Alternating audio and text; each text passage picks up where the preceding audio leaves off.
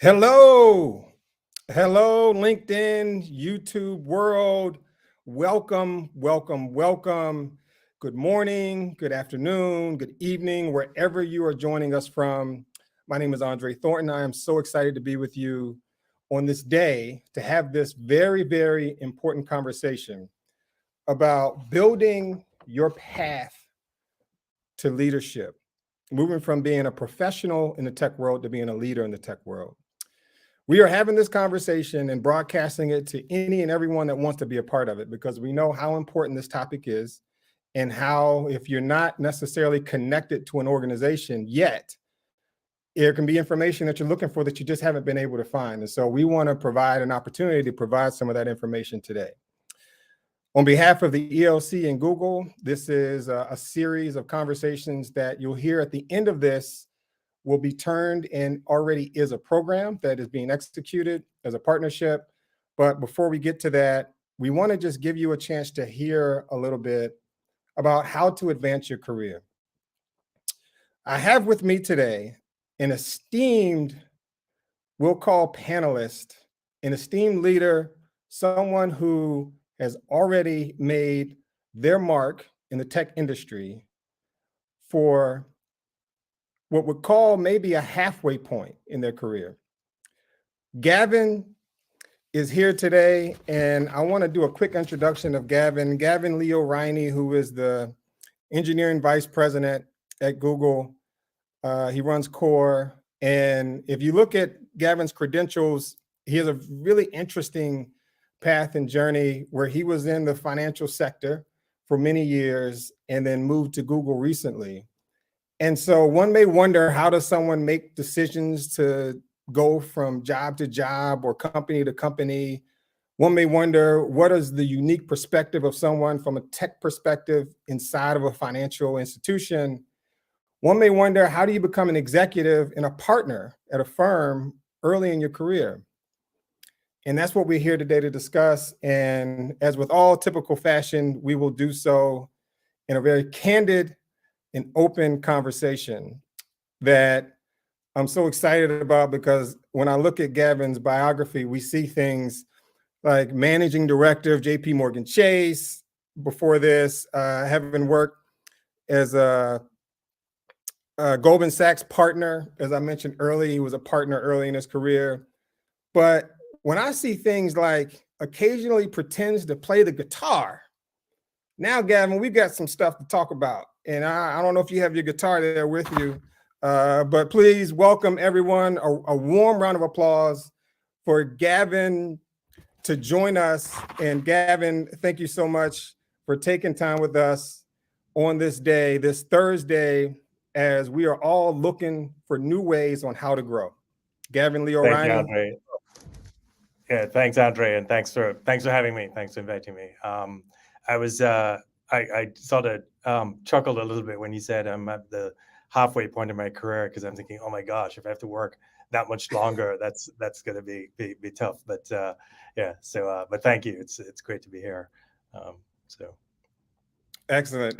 Thank you, Gavin. And I'm looking behind you. I don't see a guitar, so we'll leave that part out. I don't have my guitar at work, and my pretending to play the guitar is, I've been struggling for many years to get good, and it's like one of those things that when I focus, it works well, and then I fall off the wagon, and I lose my skills. But it's a great way to decompress, and I love doing it. So I'm just not particularly good. Good is all in. It's in the ears of the beholder, right? Right. That's great.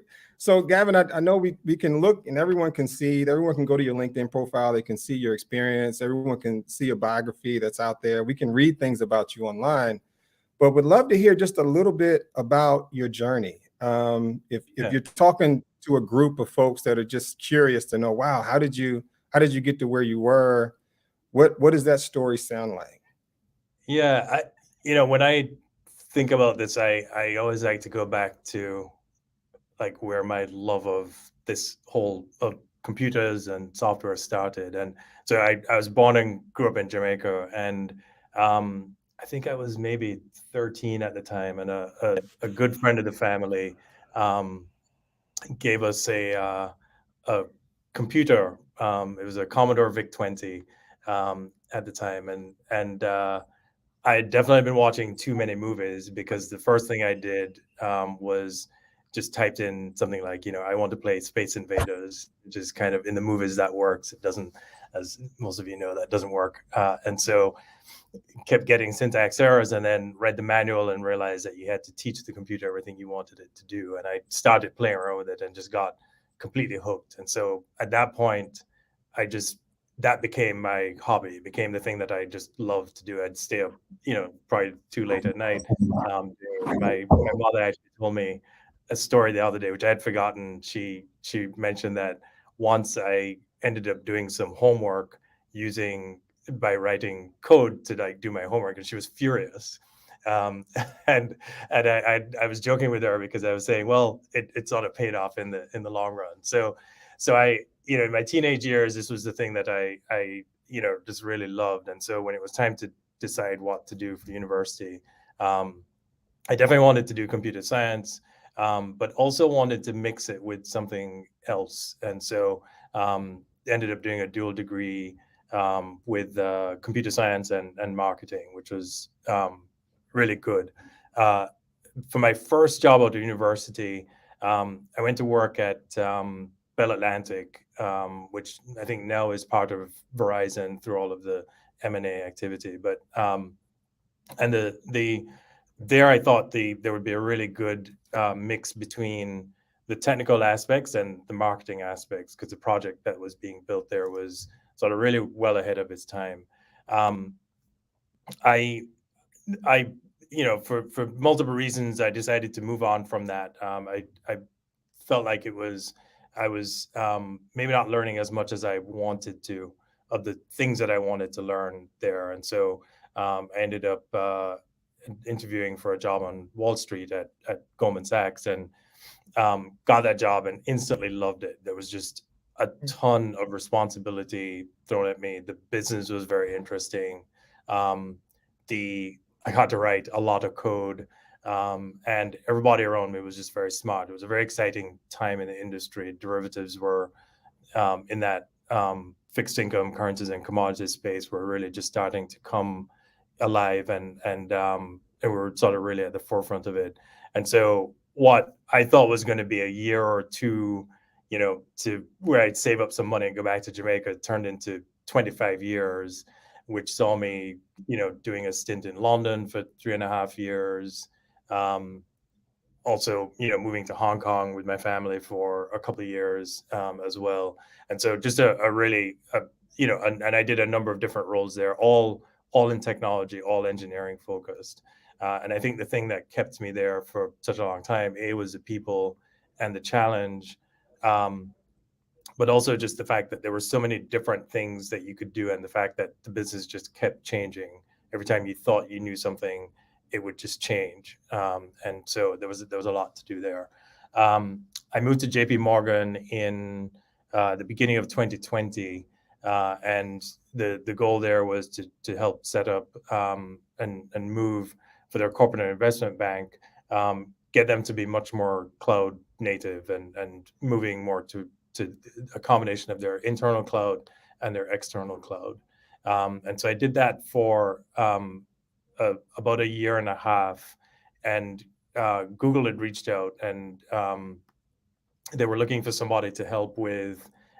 We're already a very large, we are the largest, not surprisingly, the largest user of GCP, the Google Cloud Platform.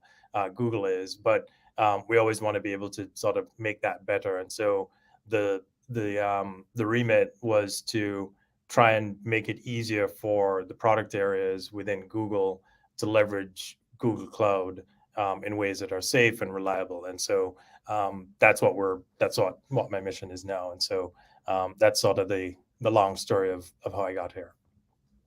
Interesting. So it sounds like, going back to the beginning, you had an early version of ChatGPT and your mom shut it down.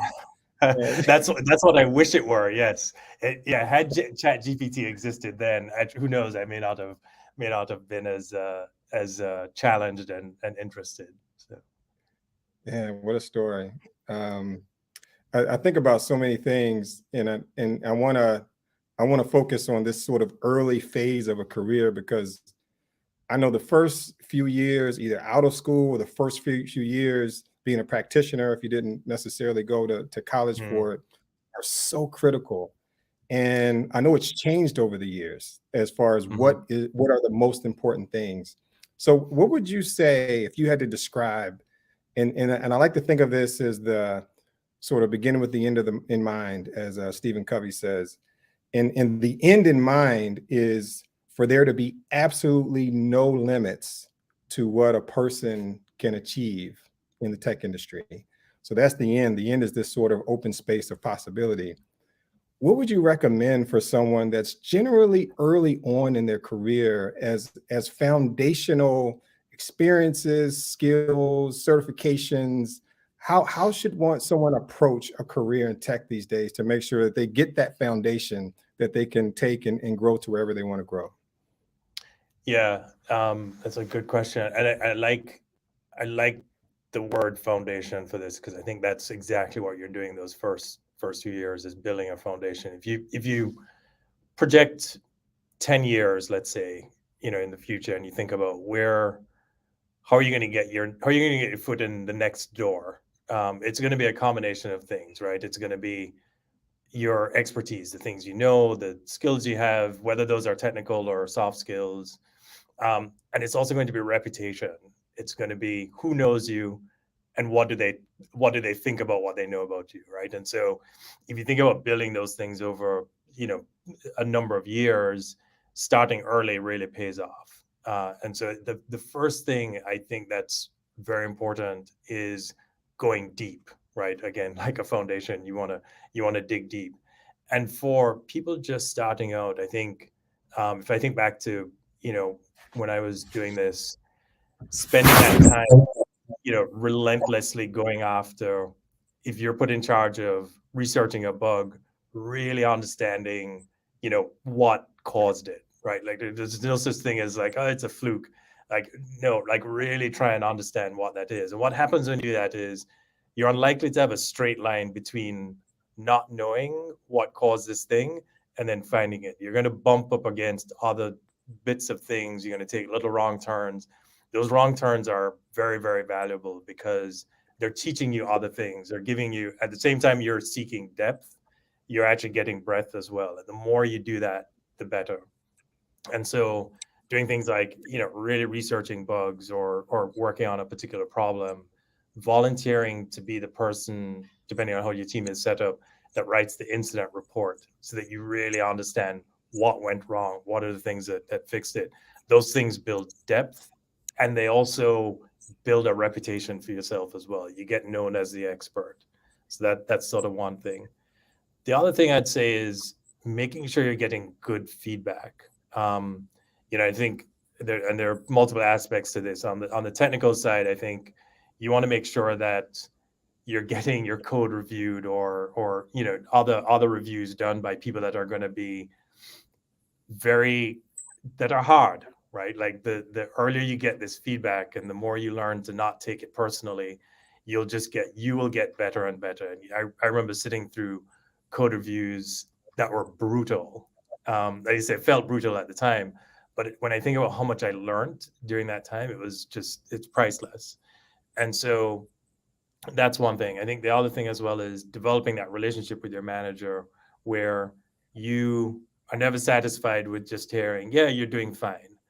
It should be a case of how do you get that feedback that is going to say you're doing these things well, but you should do this other thing better. And the one of the things I like to think about is always come armed with your own point of view of here are the things that I think I could do better. And it does that signals to your manager, hey, I'm self-aware, but also I can take it. So keep giving me that feedback.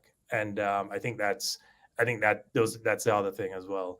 The other two things I'll say, I think one is get used to hearing your own voice in meetings and other things. Like don't think, oh, I'm new, so I don't have a perspective. Start by asking questions, but get used to offering your opinion. And that's sometimes hard for people, particularly if they're many more senior people in the room. But get used to that. That's important. And then the last thing I'll say, if I reflect on moments in my career where there was a noticeable sort of bump, for good or bad, in many cases there were crises, right? So whether it's a terrible outage, and I've seen it myself, I've seen other people benefit from this, but this notion of running to danger and getting your hands dirty, being a part of the solution. If you think about crises, they're rough, but they represent very concentrated periods of learning and reputation building and network building as well. And so, those are some of the things early on that I would pay attention to. If you see a crisis, don't run away. Like, try and say, hey, how can I help? I've seen so many careers just get a real boost from people saying, how can I help? That's important. Wow. Oh my goodness. So much richness to what you just said. It makes me think back to school. I was a mechanical engineering major, and there's a certain rigor that comes with technical degrees, right? And there's sort of a pride around how hard it is. But then you get out in the real world and you have a decision to make. Are you going to continue the rigor, or are you going to, just kind of do the basics and Right. get by? And what I heard you say is, no, you continue the rigor intentionally. You go deep, as deep as possible on any piece that particularly I imagine that you're interested in, that you're kind of intrigued in. You go really deep. And then as you're deep and as you're coming up with solutions, you get feedback and you develop that tough skin where you want the truth from the people around you, from your manager. And then you're used to, gosh, I wish someone had told me that, to get used to hearing your own voice in a room of people that are more senior than you, and you think an idea, but you're not sure if it's the right idea or appropriate to share, and run into the crisis, right? So there's a crisis. Be the person in the back that's smiling, like, wow, what an opportunity. Let me jump in. Right. I love all four of those, Gavin. That's beautiful. As now you're transitioned into leadership. Now, many years, you're more in this position of thinking about how the company can grow diverse leaders. I know you've talked about the importance of diverse leaders in the tech, especially. What are your thoughts on what companies can do to increase the percentage, the ratio of diverse leaders in an industry like tech? Yeah, it's an important problem. It's a tough one. I think the first thing I'd say is it starts with casting a wide net. I'll say I think when I think about this question, I think there are things that a company can do that are sort of internally focused, and I think there's certain things that they can do that are externally focused. And so when I talk about these, maybe I'll sort of try and pull on both of those. So the first one is casting a wide net. So let's say that you have an important role to fill. Are you looking at the same schools, industries, companies to recruit from, or are you saying, or in locations, or are you saying, well, let's actually cast the net a little bit wider so that we can maybe see some candidates that we don't always see, right? And I think that's one thing. That's one thing to think about. And that's sort of a very external thing as well. But internally, cast the net internally as well. I think one of the mistakes that a lot of companies make is not looking at promoting from within, right? And so, if you think about somebody that is doing well, is looking for that stretch opportunity, are they a perfect fit? Maybe, maybe not. Is the person externally that you're going to hire a perfect fit? Probably not either, right? In fact, you may even be taking more risk with the person outside than from promoting from within.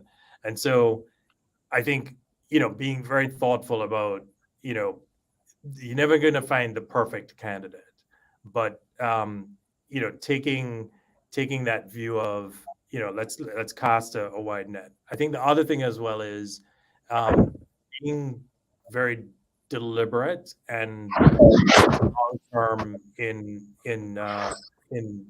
your view. And so at Goldman, there used to be a saying called being long term greedy, and I think one of the things that one of the ways this manifests itself is you'll have bankers that spend literally years and years and years speaking to customers, clients before they earn one penny from them, right? And they just invest in that relationship for a long time. And one of the things that I've seen, a very good friend of mine, I think, falls into this category where she had been recruited by this company for years, and she wasn't interested in moving for the longest time, and they just kept a relationship.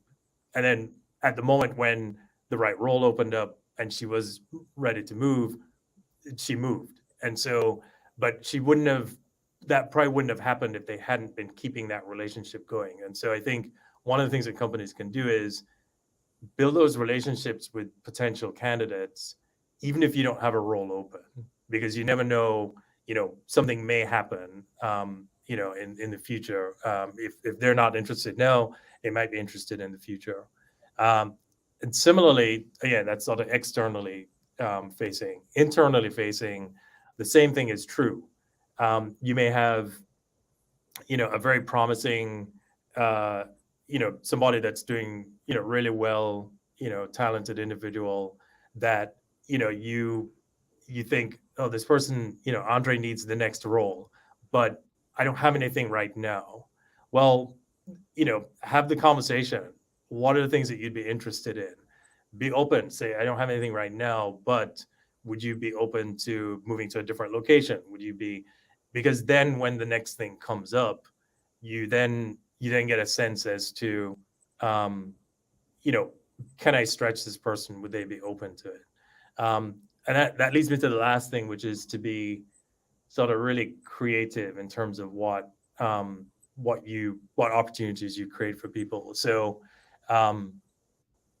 if I think about when I was asked if I'd moved to Hong Kong, and it was to run all of technology for Goldman's Asia Pacific offices. And at the time, I thought, this is crazy. Like, why would they ask me to do this? And as I thought about it a bit more and spoke to a few more people, I realized that, okay, this is something I can do, and it was a very creative way of giving me more responsibility, and it required me to take some risk as well.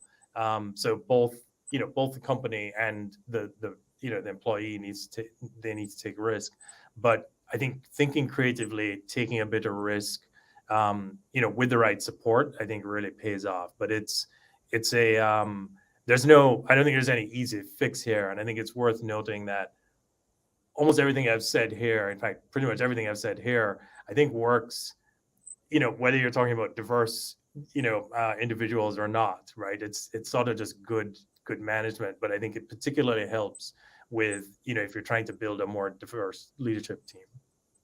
Got it. Yeah, I think a lot about what you just described from the company perspective and the intentionality for the diversity.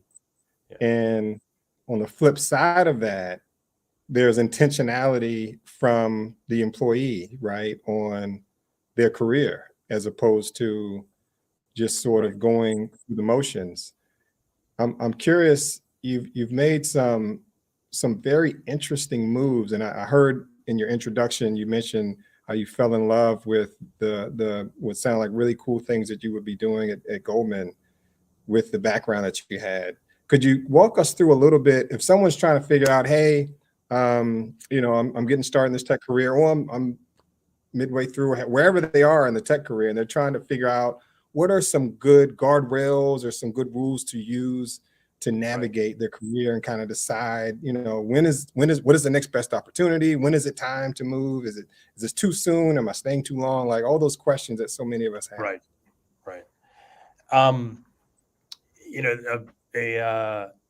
A former colleague of mine once used to make this distinction between sort of professional development and career development. And professional development is, the set of things that you do to improve your knowledge and skills and habits, right? Like the good habits that you sort of build up. And then career development is things like title, level, role, and those things.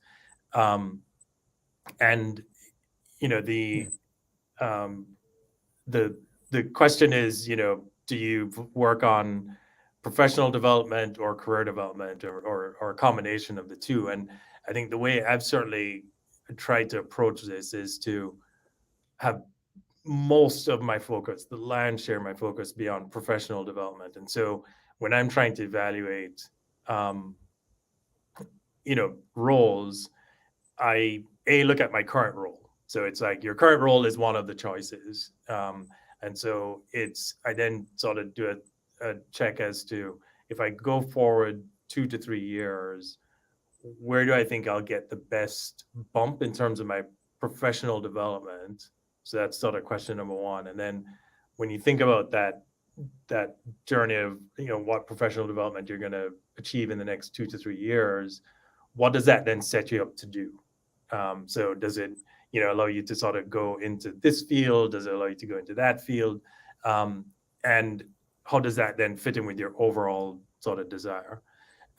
And obviously every decision is going to be different, but I've tried to have the career part of it, as in the title, etc., be kind of a distant second to the professional development piece, just because I'm sorry, my room goes, the light goes off if I don't move. I'm sorry. And so I've tried to have the professional development be the dominant thing when I try and figure out what decision to make. Do I stay in this role, or do I take this other role? And that I think has worked out pretty well. So that's sort of thing number one. Thing number two is, I think, you should have a general sense as to where you want to go, but you have to be flexible, because it's unlikely to be a straight line to where you want to go. You're going to make some diagonal and sideways moves, particularly from a career perspective, which is why I think this notion of professional development is so powerful, because it allows you to sort of say, well, okay, this actually maybe is more of a sideways move, but I can think about what skills I'll learn there, which then maybe allows me to sort of tack this way and move closer to where my North Star, if you will. So those are some of the ways that I think about it. I think the other thing as well that's important is to keep your network very healthy. So stay in touch with people you used to work with,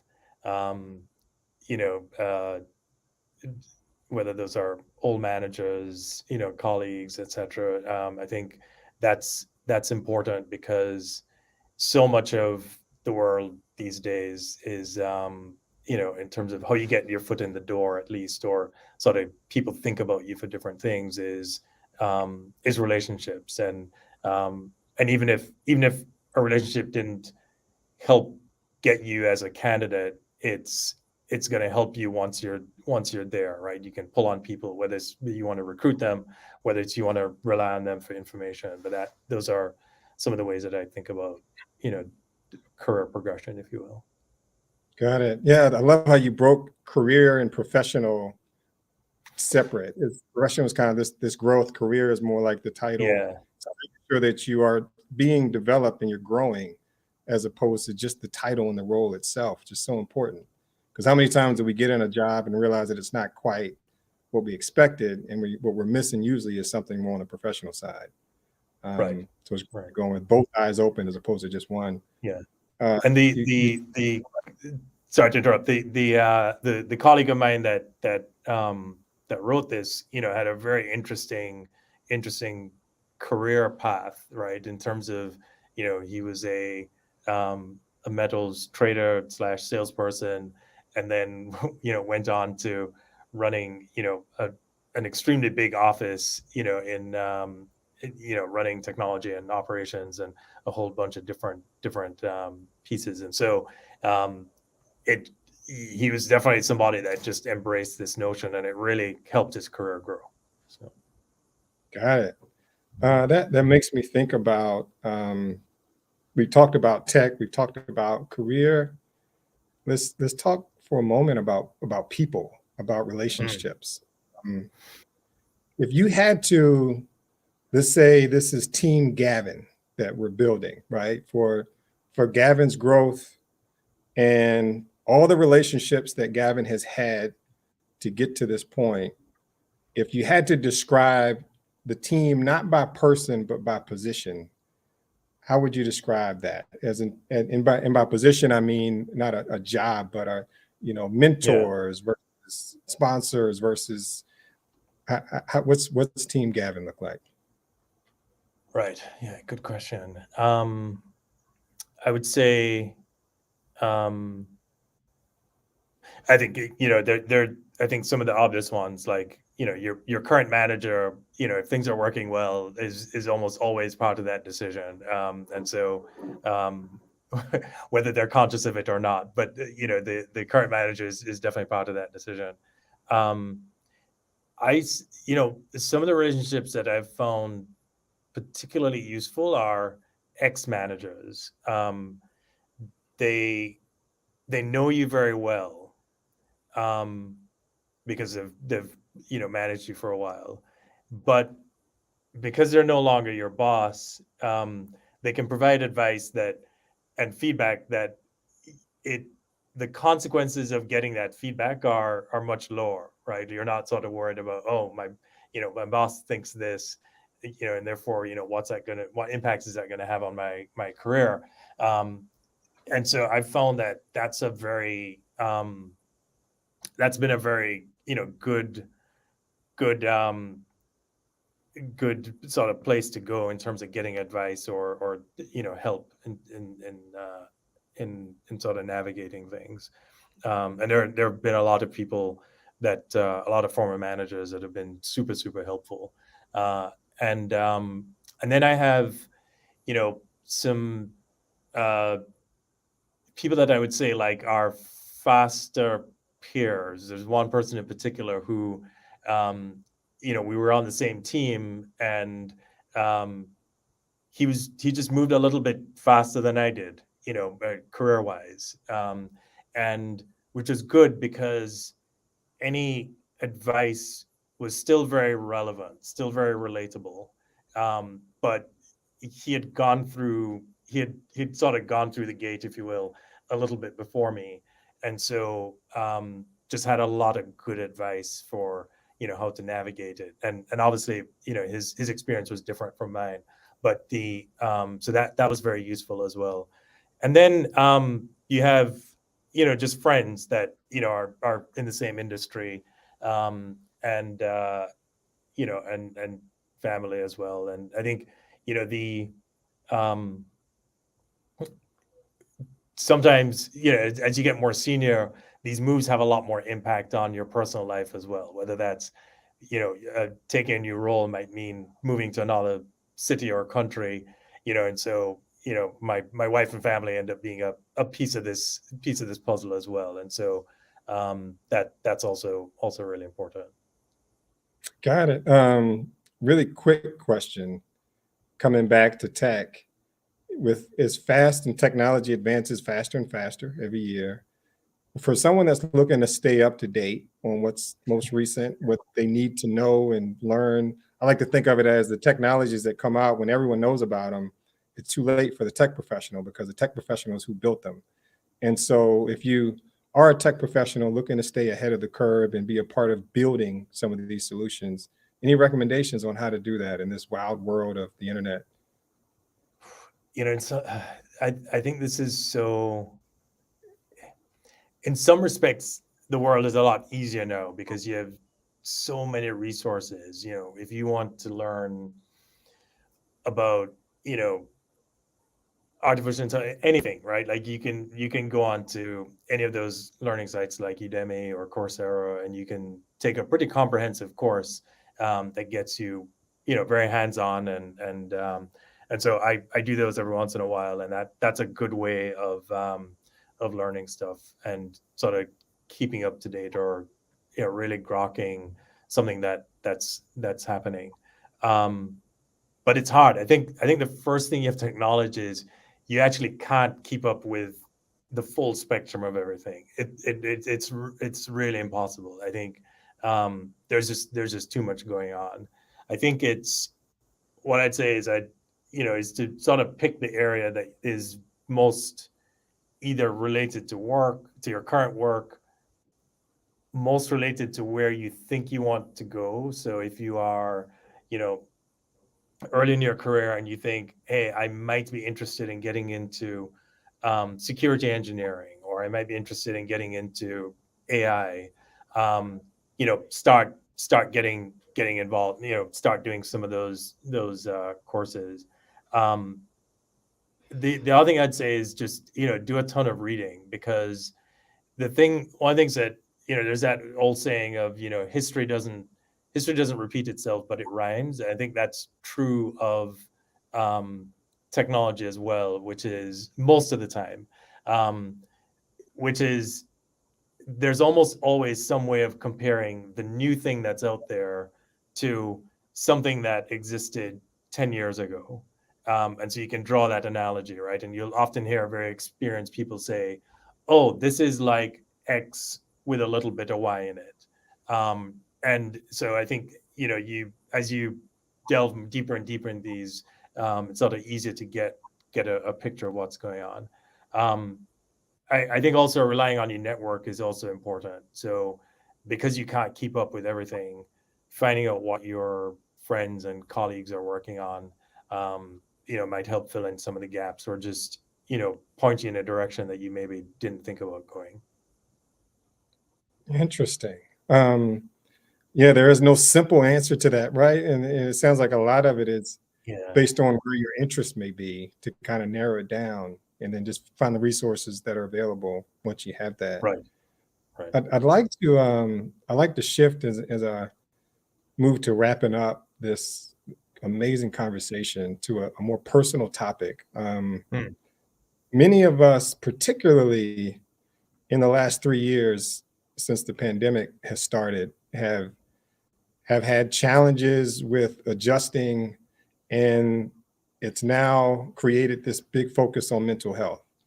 Right. And mental health, whether it's diagnosed or it's not diagnosable, it's just sort of being in a difficult place, is something that I think we have all realized needs to be in the forefront of our lives. So we have our jobs, we have our families, we have anything that we're doing in the community, we have so many responsibilities.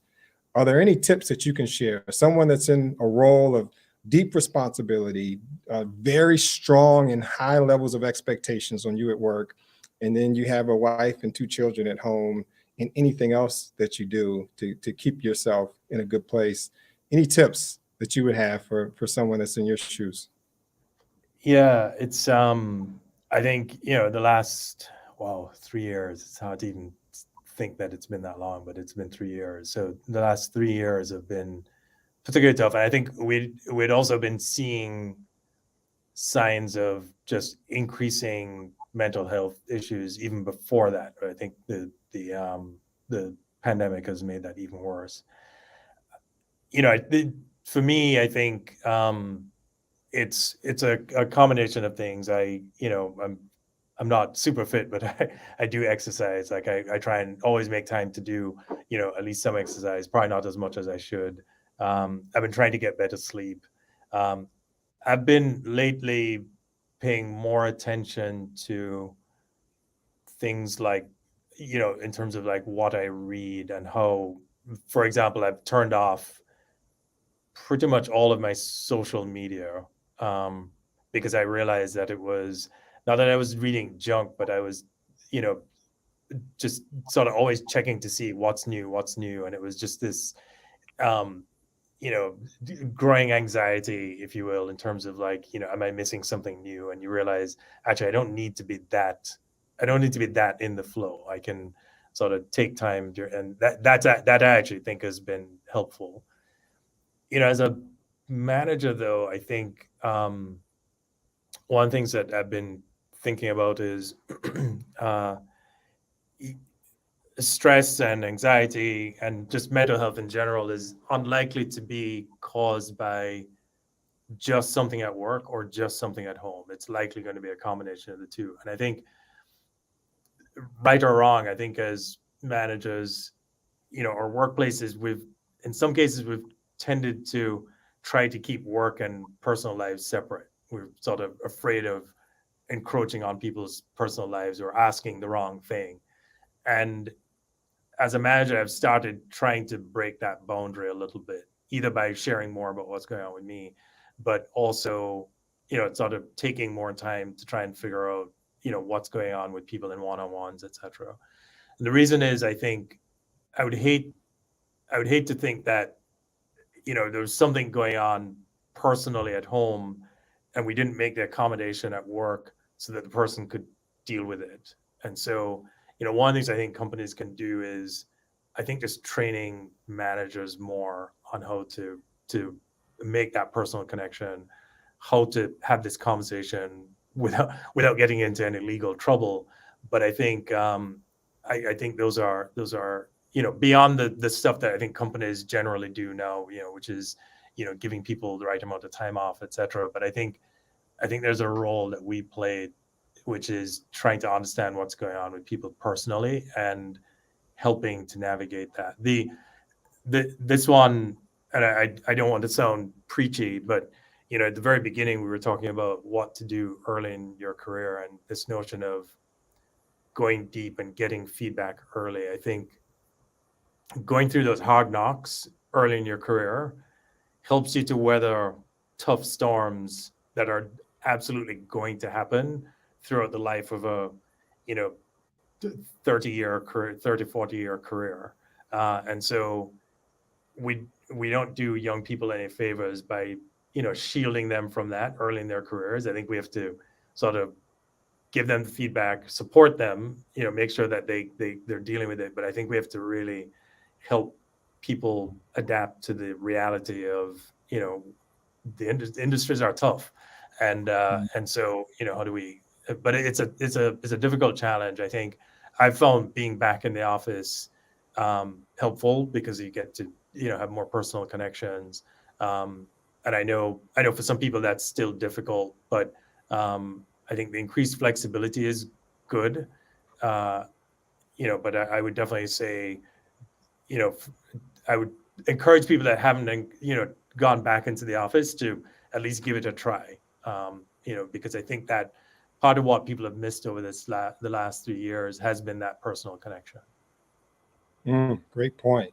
I think so many times as tech professionals, we lose sight of the softer skill and the importance of taking care of ourselves and being able to take care of each other. And that is what leadership is, right? That's inspiration. And that's what being a leader in the tech field is all about. And so, Gavin, I just want to thank you for your time today. This is, I think, a demonstration of what you just mentioned, which is as leaders, managers, whatever the role, we need to spend time connecting with people, sharing information, inspiring people.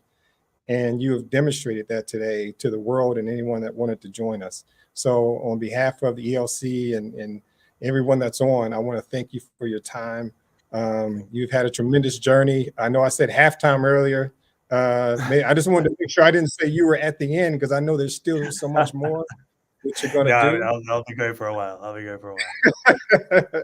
But thank you so much, Gavin. All right. Thank you, Andre, and good luck to everybody with the program. And thank you. It sounds amazing, and appreciate the time. Excellent. Thank you so much. All right. Thanks, Andre. All right. Yep. We will now have a few minutes to chat before we close with someone from the ELC. So I believe Ramian Pierre will be joining us. Andre, how are you doing today, my friend? I am doing wonderful, Ramian. It is so good to see you. You had a chance to listen in on this conversation. And I'm really curious to hear from your perspective, anything that stood out from the ELC's perspective, anything about these kinds of conversations that you think may be relevant to bring up before we close. Oh, absolutely. So you and Gavin were both dropping a number of gems during the course of that conversation. I loved it. He ended in a place where I feel personally seen. I'll talk about that in a second. But professionally, I just feel like he really set us up. Uh, if you want to make that transition from being a professional to a leader, start with an early foundation, like what you said about building early, starting early, going deep. Like that resonates with everything that we've seen at the Executive Leadership Council. And there are a number of things that he mentioned around the importance of relationships, about walking towards a crisis that literally fits into our framework about what it takes to be successful as a corporate professional, the 4 A's: ability, attitude, alliances, and assignments. So I was just like over here. You couldn't see me, but I was, clapping, giving lots of thumbs up in the background. And then personally, I'm going to say that that last part, that last question you asked him about mental health, that really spoke to me, in particular as a one of my only child, introvert with stranger danger. Like I and many other Black professionals feel like our mental health and our professional development are solo sports. We have to manage it all by ourselves. But certainly one of the things that we believe at the Executive Leadership Council and the ELC, and that we've seen with the many Black professionals we've worked with, is we go so much farther, so much better when we do professional development and mental health together. We don't have to do it by ourselves. So I was just over here geeking out, taking lots of notes about the conversation you two had. It was fantastic. Thank you. Wow. I know that the work that the ELC does is so important. It's such a unique organization. And I'm curious, from your perspective for the Executive Leadership Council, what is it about strengthening the quote unquote pipeline of tech professionals, of tech leaders that really stands out? Oh, that's a great question. Yeah. So it boils down to the mission. This is why we are who we are and why we do what we do. For 36 years, the Executive Leadership Council is a not-for-profit operating in Washington, D.C. Well, we're based in Washington, D.C., but we operate nationally and internationally. We have been working to support the advancement of Black professionals into the C-suite. And that includes all Black professionals: tech, healthcare, finance. Like we care about all of them, quite literally. We run more than 30 different professional development programs every single year. That's a combination of in-person or virtual or hybrid or off the shelf, or we actually create a number of bespoke custom programs for our corporate partners. We are committed to this space, and the space being anywhere where Black professionals are operating, we want to make sure that they're successful. So we care about tech. We've been working in this space in terms of supporting Black professionals in tech for the last few years, in a very specific way that I'm sure we'll talk about in a moment. But we care because it's our mission. So, I love we care, it's our mission. And most importantly, you demonstrate it, right? And so the demonstration, so let's say I'm a tech professional right now, Mhm. and I'm early in my career, or let's say I'm a company and I'm looking to have an opportunity, create an opportunity to groom my Black tech professionals. Are there any programs, any offerings specifically for that from the ELC? There are. There's one that we've been running for a number of years, our Leading Innovation course, which is really designed not just for tech professionals, but anyone who needs to be an intrapreneur or an entrepreneur in the workplace. We've been running that as part of our leadership development weeks for years. But I think the program I'm most excited about, and that I think is particularly relevant today because it involves our amazing partners at Google, is our Decoded 2.0 program. Actually, it's Decoded 2.0 powered by Google program. It's well, let me just, can I take a moment to describe it to you? Please, All right, so please. let's start with the bookends.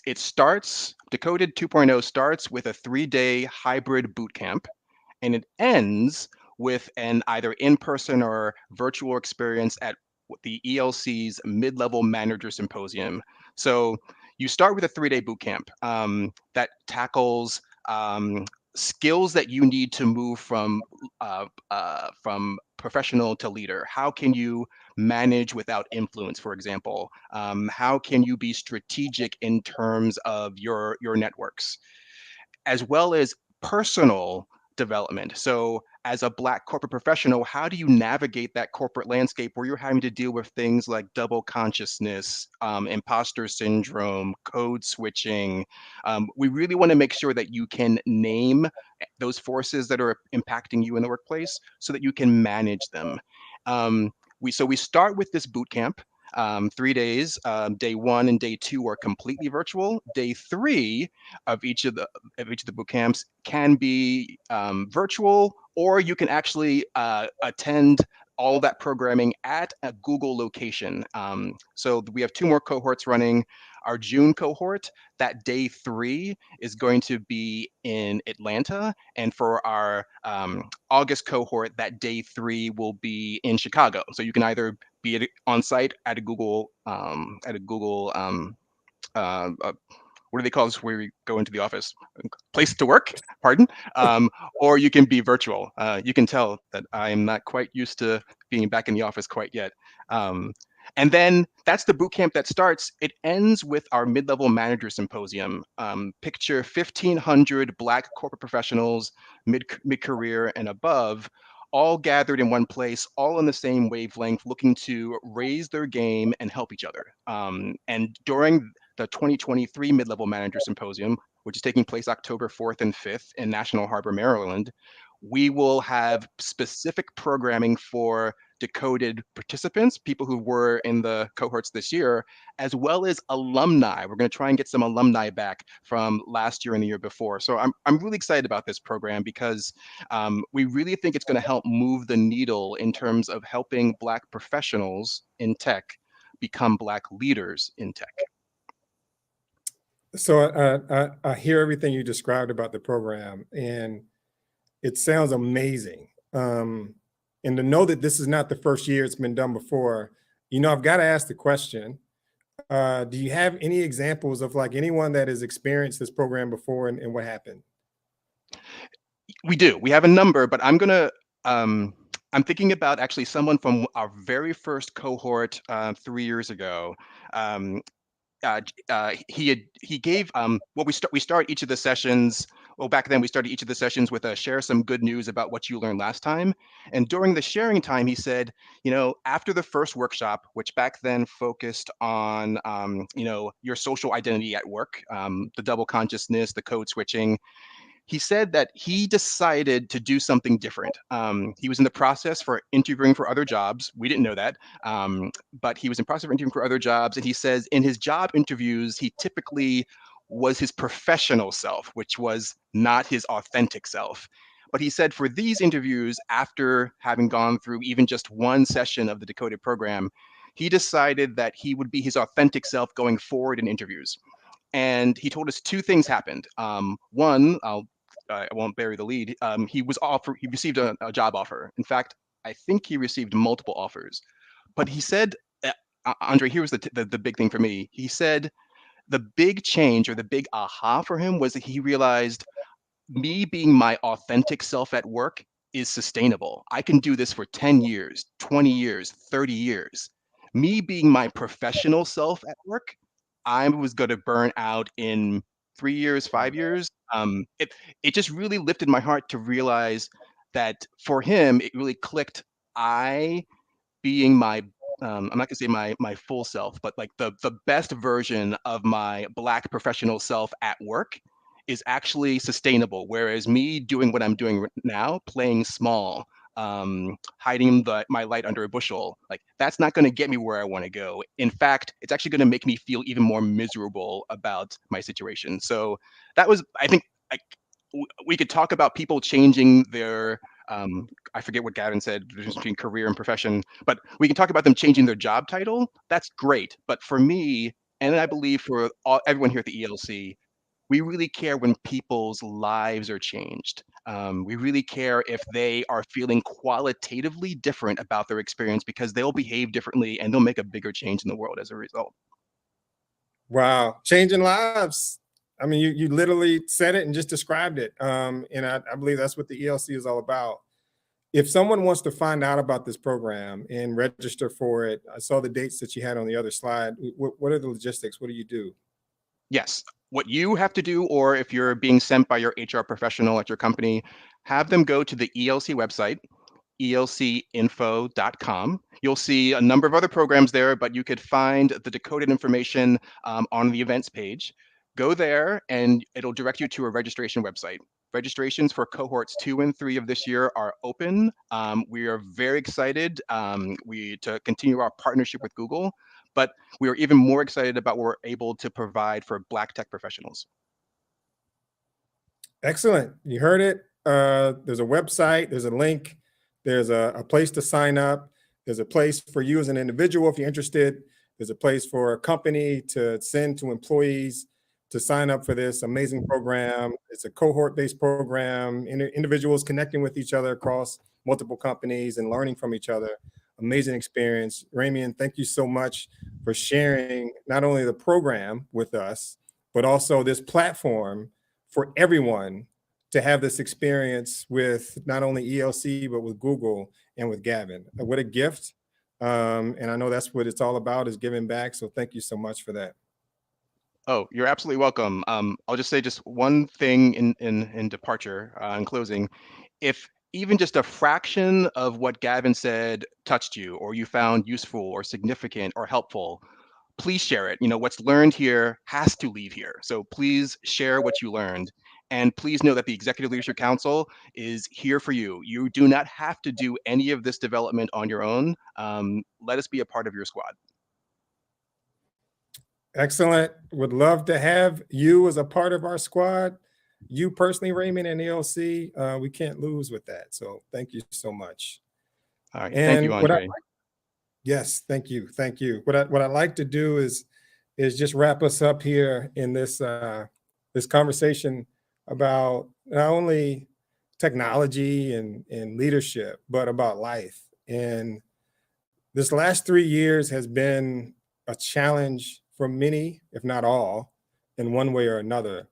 And what we want everyone to walk away from this, at least with this thought, that you're not in this alone, that there are people that are similar to you that are dealing with the same things that you're dealing with.